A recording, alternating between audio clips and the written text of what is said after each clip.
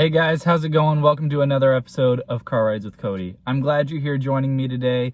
It is a chilly Tuesday morning, so go grab your blanket, your hoodie, sit by the fireplace, do whatever you got to do to get comfortable. And while you're doing that, I have some announcements for you.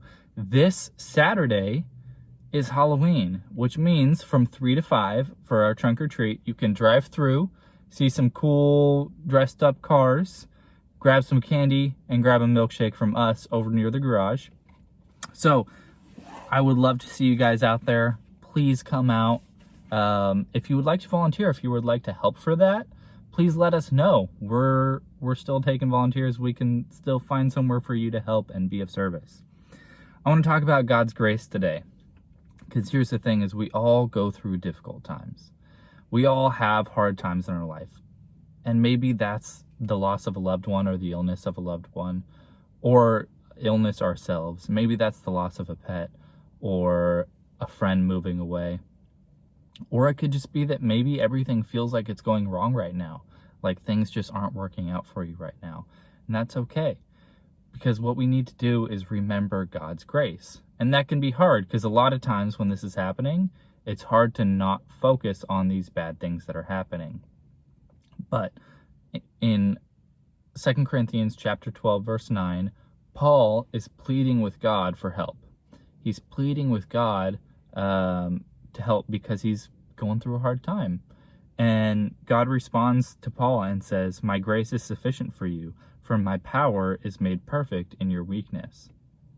And here's the best part about God's grace: it is sufficient for us. And it's enough. And it will always be enough, and it will always be there. It's not like we have an allotment of grace for the next 6 months and we have to ration it out. It's not like, here's your jar of grace today, and you better hope it doesn't run out because you'll be out until tomorrow. God's grace is always enough, and it's always there for us. We get that promise in Hebrews. Let me turn to it. Hebrews 13, towards the end of verse 5, it says, "Never will I leave you, never will I forsake you." See, God is always going to be there for us. So when we're going through these hard times, we need to remember that God is always going to be there for us. We need to remember to focus on God during these hard times, even though it's hard to take our mind off of the difficult times. These hard times are the perfect opportunity to focus on and practice leaning on God and God's grace. So have a good week, guys. Happy future soon Halloween, I guess. And stay in contact. We'd love to hear from you guys. We'd love to be praying for you guys. And as always, Sunday night 6 to 7:30 and Wednesday night 6 to 7:30. Sunday for high school and Wednesday for junior high. Would love to see you guys. So have a good week. I will see you next Tuesday for Car Rides with Cody.